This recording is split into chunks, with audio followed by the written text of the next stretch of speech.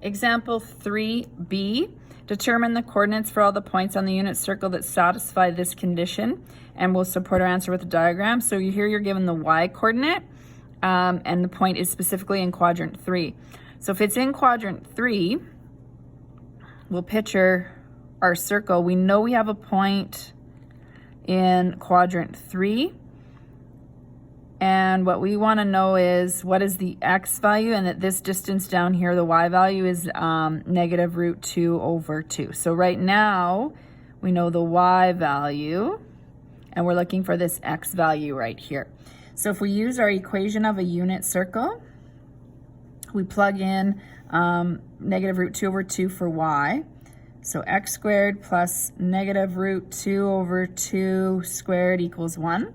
So you get x squared plus negative root 2 squared is just 2 over 4 equals 1. So that's 1/2, so I usually reduce. So x squared is equal to 1 minus 1/2. So 1 minus 1/2 is 1/2. We need to square root this now, so square root the entire fraction, and we're going to get x is equal to plus or minus the square root of 1 is 1 over root 2. Now remember that we typically do not leave a radical in the denominator. You may still see that sometimes, but we're going to rationalize this. So we're going to multiply this by root 2 over root 2, which gives us plus or minus root 2 over 2. Now we have to, so we clearly want to say it's plus or minus when we're evaluating it. However, our x value here is got to be negative, or if you think in quadrant 3, x is linked to cos, and quadrant 3, the only negative value, or sorry, the only positive value is tan from our cast rule up here.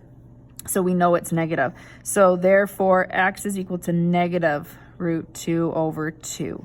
So this is going to be negative root 2 over 2 as my other ordered pair. If you prefer method 2, which again, that method just allows us to answer, ask a few more other questions down the road, you would draw any right triangle as a tool. And remember, you were given the y value, so you were given that sine theta is equal to negative root 2 over 2. So this is opposite of our hypotenuse. So if this is where my theta is, I put root 2 as my opposite, and I put the hypotenuse here. I don't include the negative sign on my triangle. I'm just using this as a tool to use the Pythagoras theory to solve. So I'm going to get 2 squared equals root 2 squared plus b squared. So 4 equals 2 plus b squared. B squared equals 4 minus 2 equals 2, so b is equal to the square root of 2. So I know now that this is the square root of 2, so when I go to find my x value, x, remember, is cos theta. So cos theta is equal to adjacent over hypotenuse, so root 2 over 2.